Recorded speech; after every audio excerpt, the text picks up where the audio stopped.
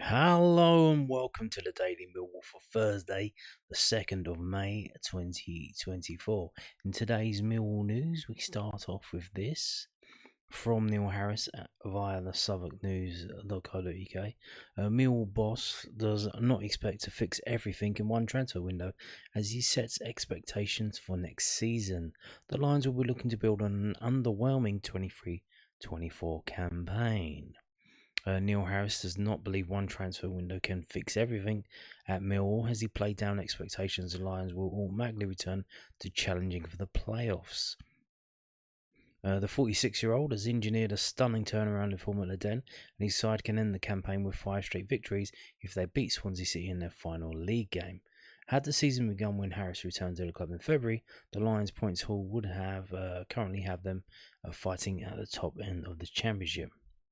The form over the last 12 games may have left some fans hoping Millwall can return to challenging for the playoffs, as they did in most of the recent seasons under Gary Rowett, but Harris has warned there is still plenty of work to do to get the Lions back on track. He told the News at Den, the club have had a difficult season.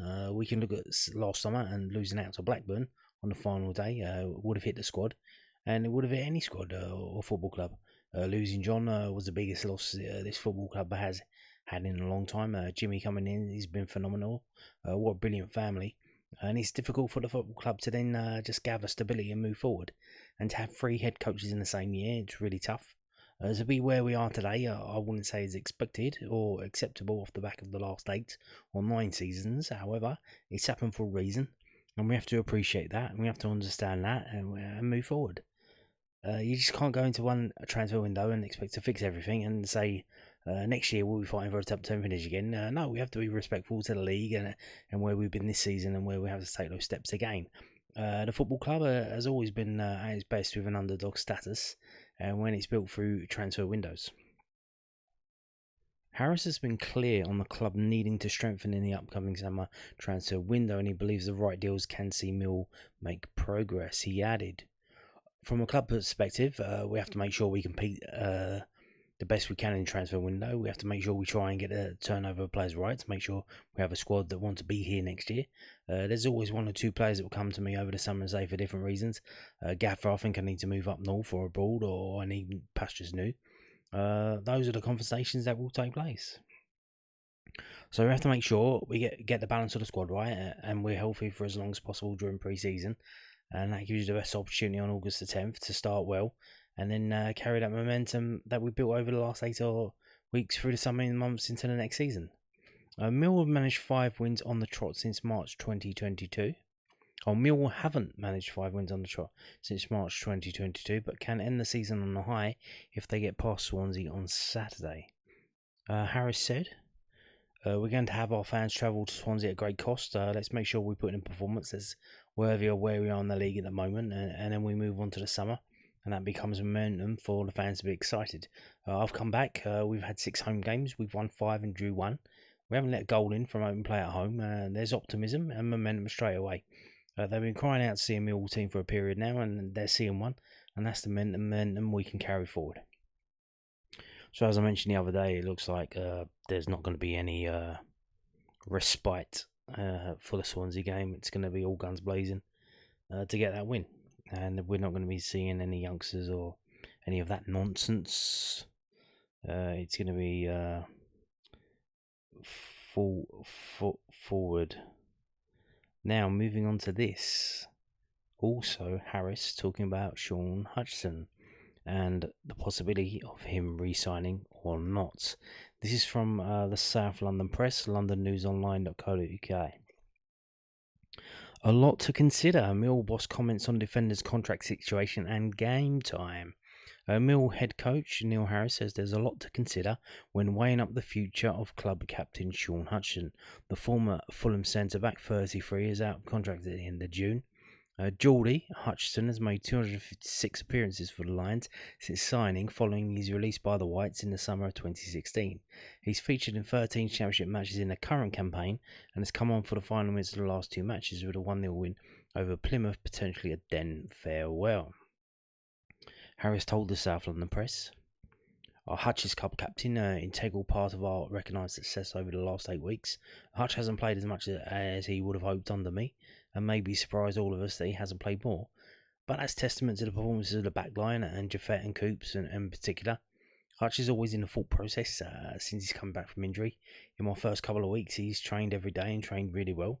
And he's led the changing room brilliantly. We've had a fantastic working relationship from the moment I signed him in 2016. And the door is definitely open for Hutch over the coming weeks. I've had some really positive conversations with him.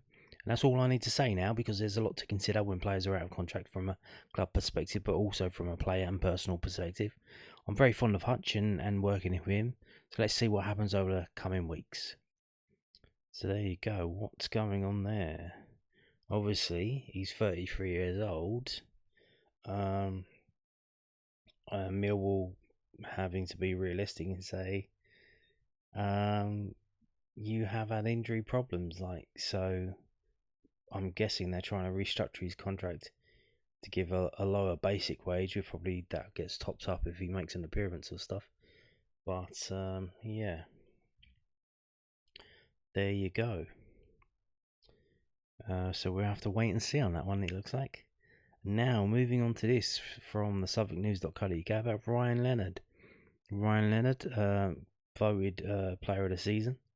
He's been speaking to people, giving interviews and stuff. So Ryan Leonard's still keen to improve after winning a very humbling Player of the Year award at Millwall. It's been a brilliant season for the 31-year-old who was honoured after the Plymouth game last week. Ryan Leonard said it was very humbling to receive the Player of the Year award after overcoming 2 injury seasons. The 31-year-old has taken up different positions in Millwall's lineup under 3 different managers this season and has often excelled whatever the challenge. Leonard took home the Player of the Year award after the final home game of the season against Plymouth Argyle last week and was honoured again on Tuesday night when the Lions held their awards dinner.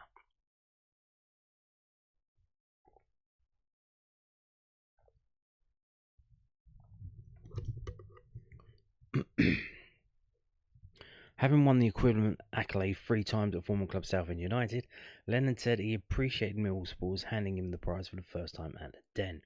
He told News at Den, it's nice to get recognised by the fans, the young fans and the lads in the changing room. It means a lot and I appreciate it.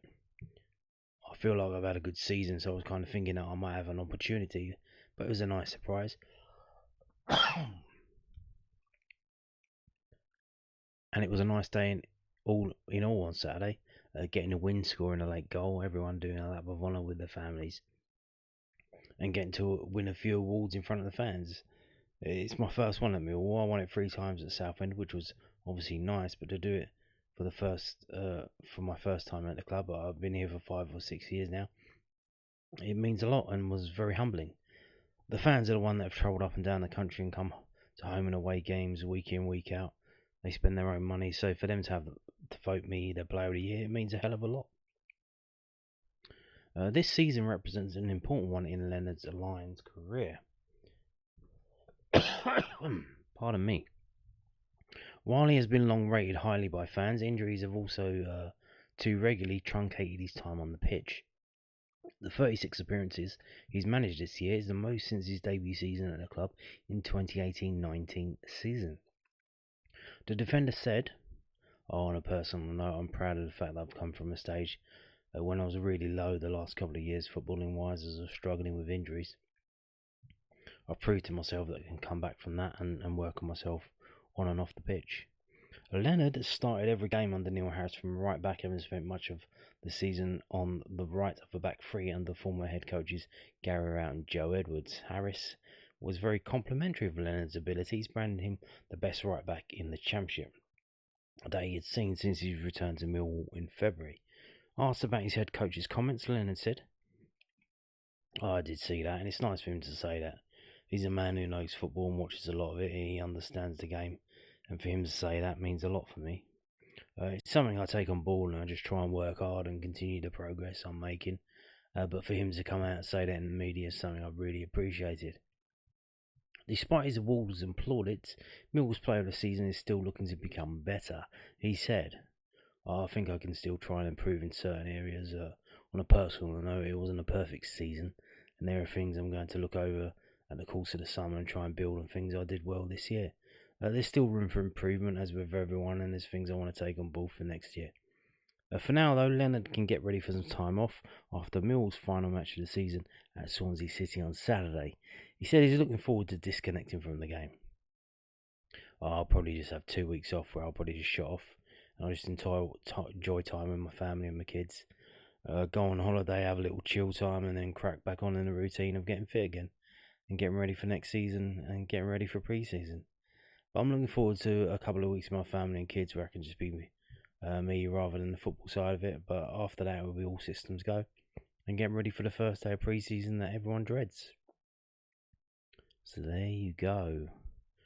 Brian Leonard, not only voted player of the season by the fans and the Junior Lions fans, but also the dressing room. The rest of the Millwall players voted him player of the season. Now, moving to this. Now, this is a piece from a news blog called GreenwichWire.com. Why they're covering Millwall, not too sure. Shouldn't they be covering Charlton? But hey ho. It's a good little summary of all the background of what's going on and what's been going on with the ground over the years. So we already mentioned it the other day in terms of the 999-year lease that's going to be voted on by Lewisham Council next week. But this is a summary without the waffle that was going on in the video. I love to waffle, don't I? So I won't be waffling too much today because my voice is absolutely shot. Millwall set to be given green light to build homes around a den. Like I said, from the greenwichwire.co.uk. Plans to allow Millwall Football Club to develop housing around a den are set to be signed off by Lewisham Council next week. Lewisham plans to give the Championship Club a 999-year lease on both the den and the adjacent Lions Centre, which is used by the club's community trust, removing a ban on residential development on the land. Approval by Lewisham's elected Mayor Brenda Dackers and Cabinet will allow the club to push on with plans announced in 2020 to expand the den from 20,000 to 34,000 seats and build a vibrant new community around the ground. Wowee! An extra 14,000 seats. Well, that's handy because we keep selling out this season, so that would be handy. The stadium was built on old playing fields at Senegal Fields, close to South Bermondsey Station, in 1993. Lewisham retained the freehold when Millwall moved in, with restrictions keeping the land for sporting and light industrial use. The Lions Centre is held on a short-term lease from the council. Lewisham has long wanted to develop land around the den, which is mainly in industrial use. The original New Bermondsey plans led to a huge row with the club in 2016 when Lewisham announced it wanted to take back some of its land from the club to hand to a developer renewal that had links with a former council officer. Millwall, which had its own separate plans for the site, had threatened to leave the borough, but the plans were scrapped the following year amid calls for Sir Steve Bullock, the borough's elected mayor at the time, to step down. A latter inquiry concluded that there was no wrongdoing. Major plans for the land around the ground, with 3,000 new homes and 32-storey tower blocks, were approved 2 years ago, and the club has been in talks with the council about its own plans that it hopes will secure its future. Millwall bounced between the second and third tiers of English football for the past 3 decades. While Millwall have a reputation as a carefully run club, most clubs in the second tier championship make heavy losses, and building housing around the ground would give the side a new stream of income that is not affected by performance on the pitch. The new lease would also increase income for Lewisham Council, town hall documents say, but the public papers do not go into the detail about the financial aspects of the deal. Like I said, that was redacted. A revised lease structure has several benefits for the club, including enabling the development of much-needed housing and provision of a new community facility, a council paper says. Millwall are an important and valued stakeholder in the borough, providing jobs and driving spend and commercial activity, so a lease structure which supports development will in turn support the sustainability of Millwall and will further support jobs, employment and economic activity. Any development would be some years away. Mill still need to apply for planning permission to develop the land around the den and rebuild the den. Dackers and a cabinet are due to make a decision next Wednesday. So there you go. That's a pretty concise and full summary of the situation that's been going on. Now, moving on to this. I've been telling you about this for a while. Tomorrow, under 21s, last league game of the season. Yeah, but obviously they're going to have playoffs, but this is the last game of the season. They still would be helpful for them to win it in terms of getting home advantage, although I think that's out of their hands if Sheffield United win their games in hand. But you got to do what you can do and then let the rest decide itself. So Millwall under 21s take on Wigan Athletic in the Professional Development League on Friday afternoon, kick-off 2 p.m. The match at the Den sees Kevin Nugent's side play their final league match of the season, with the playoffs yet to come. Tickets are on sale, and yeah, there you go. It's £5 to get in, so well worth getting down there because they do play some decent football. Now, talking of decent football, I told you about this the other day, but we've got a match report now from millwallfc.co.uk. Under 18s win crazy 12-goal game. Millwall under 18s beat Cardiff City 8-4 in the Professional Development League on Wednesday afternoon. In a crazy game at the Den, 10 goals were scored in the second half. As Larry McAvoy and Chris Perry's side gained 3 points. 10 goals were scored in the second half. So many goals.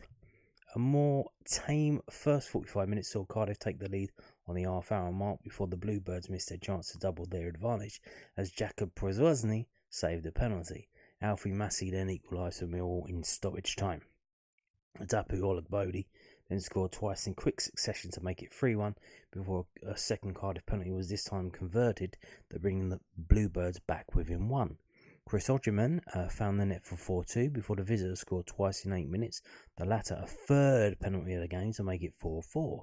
However, 4 goals in the final 5 minutes from Elidin O'Boyle with 2, Cavalli Hayward and Jack Howland completed a remarkable victory. The Lions under 18s have 3 matches left in the season, beginning with a visit of Fleetwood Town to the Den on Saturday. But as I mentioned previously, there's no mention that that is a match that you can attend. It doesn't have general admission, so let them crack on. And on that note, thank you for watching and goodbye.